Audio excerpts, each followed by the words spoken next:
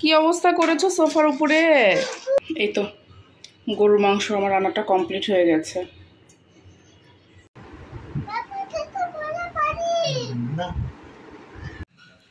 আসসালামু আলাইকুম। আয়াস মমে নতুন আরেকটি ব্লগ দেখার জন্য আপনাদের স্বাগত জানাচ্ছি। সকালবেলা তো প্রতিদিন মেয়েদের একই কাজ, উঠে আগে নাস্তা বানানো। তো যে রুটি আলু দিয়ে বেগুন দিয়ে ভাজি করলাম, আর এই যে আয়নের জন্য পুডিং বানিয়েছিলাম, সেই পুডিং আছে, ওটাও বের করে নিলাম। এখন এই যে নাস্তাটা করে নেব। আয়নের বাবা বের হয়ে যাবে, তো আয়নকে একটু পরে খাওয়াবো। আয়নের বাবা খেয়ে চলে গেলে পরে আমি আর আয়ন খাবো। গত 2-3 দিন ধরেই সে অসুস্থ, মানে হালকা গায়ে জ্বর থাকে, কিন্তু সকাল থেকে মানে ভোর থেকেই তার পুরো শরীর ঠান্ডা, শুধু জ্বরটা একদম মাথায়। পরে আয়নের বাবা বের হয়ে যাচ্ছিল নাস্তা করে, কিন্তু তখন বলছিল যে না একটু মাথায় পানি দিয়ে যাই। আমি আবার ওই যে রুটি বানাতে গিয়েছিলাম, দেখালাম, তো ওই সময় ও আবার এসে দেখি যে পানি দেওয়ার জন্য সব কিছু ঠিকঠাক করে নিয়েছে। তো এই যে একটু পানি দিল, তো এখন বাচ্চাটা বলছে যে ওর একটু ভালো লাগছে। তো অ্যান্টিবায়োটিক চলছে, দেখা যাক কী অবস্থা হয় আর কি।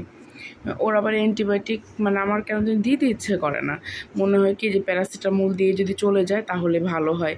কিন্তু অ্যান্টিবায়োটিকটা দিলে কি হয়, বাচ্চার খাওয়ার রুচিটা কমে যায়, শরীরটা একটু দুর্বল হয়ে যায়, এই জন্য সহসা দিতে চাই না।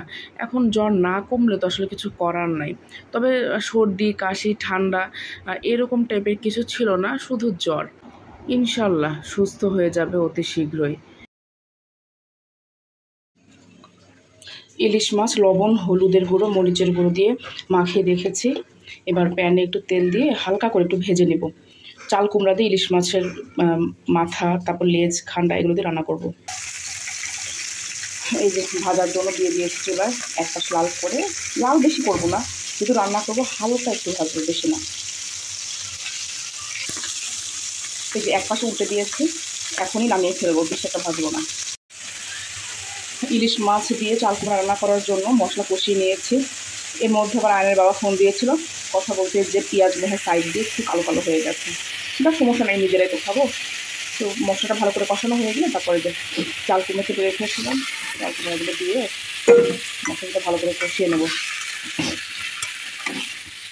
একটু আগে বৃষ্টি হয়ে গেল, ভালো একটু ঠান্ডা ঠান্ডা লাগতেছে।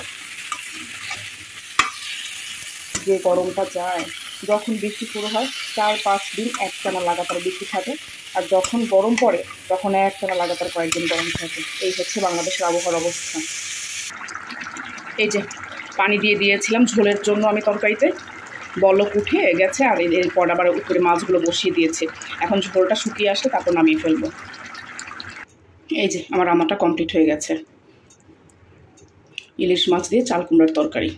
আমাদের সিরাজগঞ্জের কেউ থেকে থাকলে, আমার মানে ফলোয়ার কেউ থেকে থাকলে জানবেন যে আমাদের সিরাজগঞ্জ এরিয়াতে কিন্তু চাল কুমড়া দিয়ে ইলিশ মাছ কিন্তু খুব বেশি বিখ্যাত, এবং ওরা খায়, মানে খুব ভালো লাগে খেতে।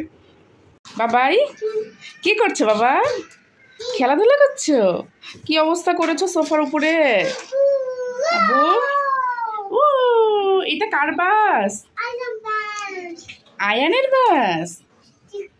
তুমি এগুলো কি করছো বাবাই? আব্বু খেলাধুলা করছে, খুব মজা লাগে খেলতে। সকালে মাথায় পানি দেওয়ার পর থেকে সে আমাকে বলছিল মা আয়নের শরীরটা ভালো লাগছে। তো এই জন্য সে যখন খেলছে আমি আর তাকে বাধা দিচ্ছি না, সে খেলুক, মানে আমি আর তাকে মনে করাতে চাচ্ছি না বা তোমার শরীরটা খারাপ তুমি একটু শুয়ে থাকো, এটা চাচ্ছি না। সে যদি অ্যাক্টিভ থাকে এটাই আলহামদুলিল্লাহ, এটাই ভালো লাগে। তো বাসার বিদিকিচ্ছির অবস্থা, কোনো সমস্যা নেই, খেলুক।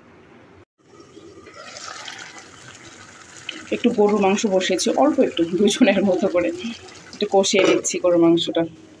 আর এখানে আমি যে কাঁঠালের বিচি ছুলে নিচ্ছিলাম, কাঁঠালের বিচি দিয়ে গরুর মাংস দিয়ে রান্না করব।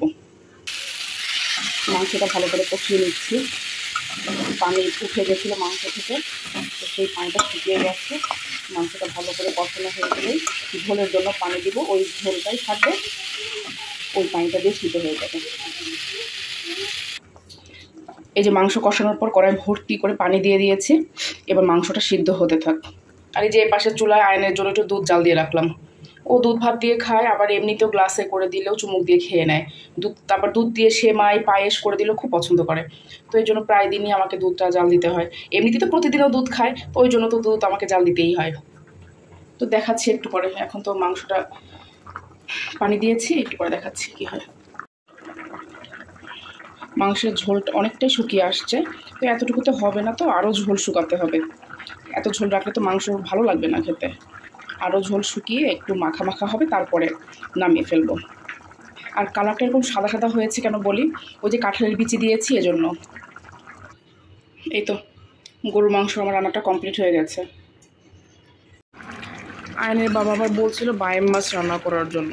তো বায়েম মাছ কী দিয়ে রান্না করব পরে চিন্তা করতে করতে দেখলাম যে ক্যাপসিকামটা নষ্ট হয়ে যাচ্ছিল। তো ভাবলাম যে ক্যাপসিকামটা একটু, একটা ক্যাপসিকামই ছিল রান্না খাওয়ার পরে, তো ওটা দিয়ে রান্না করে ফেললাম। এই যে বায়েম মাছ আর ক্যাপসিকামের তরকারিটা হয়ে গেছে। পায়জামা লাগবে না, ওটা পরে যাক। তো বিকেলে হয়েছে কি, আয়ান বিকেলবেলা প্রায় দিনই বিকেলবেলা নামে আমাদের বাসার সামনে। ওর কতগুলো আপু আছে, ভাইয়া আছে, ওদের সাথে খেলাধুলা করে।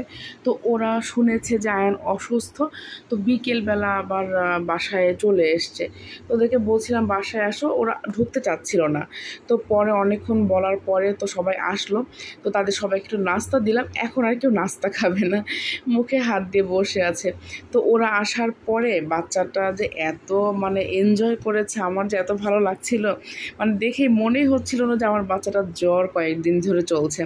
তো বেশ ভালো লাগছিল ওদের সাথে। ওরা প্রায় আধা ঘন্টা না, প্রায় ঘন্টাখানেকের বেশি হবে তারা ছিল।